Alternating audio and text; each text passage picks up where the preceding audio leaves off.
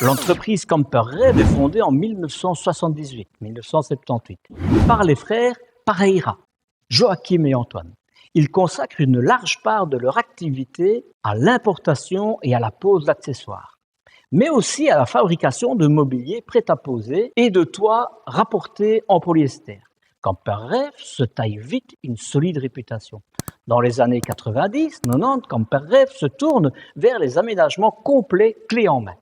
Pour les frères Pereira, un fourgon équipé est très clairement un camping-car comme les autres, qui doit disposer des mêmes services et des mêmes équipements. À l'image de l'Estoril 1605 ST, du Mirandais sur le trafic long et du Camperland sur Ford Custom. Ils disposent tous déjà d'un espace sanitaire comprenant toujours une petite douche et un WC.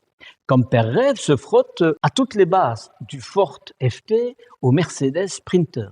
Pour autant, le constructeur francilien manifeste très vite une préférence pour le Renault, avec qui il entretient un partenariat exclusif pendant plusieurs années.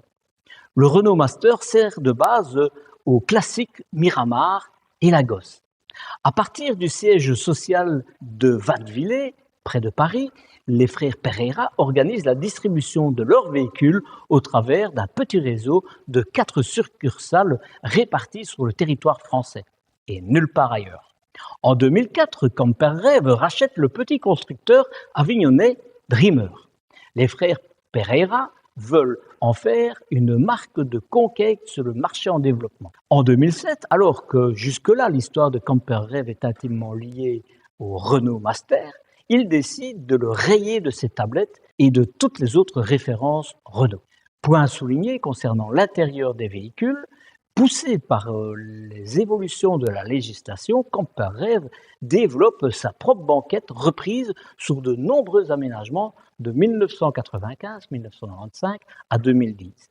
Mise au point par Camper Rêve et baptisée Joap, en référence à Joachim et à Antoine Pereira, elle satisfait aux épreuves des crash tests et se montre révolutionnaire.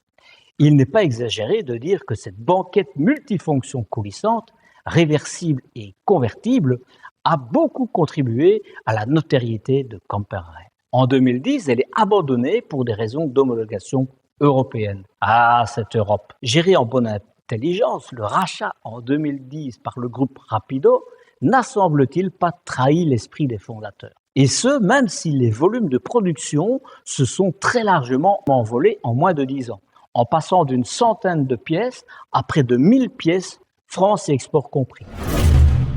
Si tu as apprécié cette vidéo, un pouce en l'air, ça me ferait plaisir. C'est vraiment motivant pour moi. Tout comme les commentaires laissés, cela m'encourage et m'aide à connaître ton point de vue et à savoir ce qui t'intéresse. Si tu veux être informé de mes déplacements ou encore des endroits insolites que je découvre, rejoins-moi sur Instagram et sur Facebook.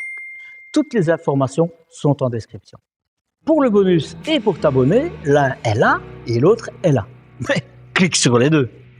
À la semaine prochaine pour une nouvelle découverte. Prends soin de toi. Ciao, ciao!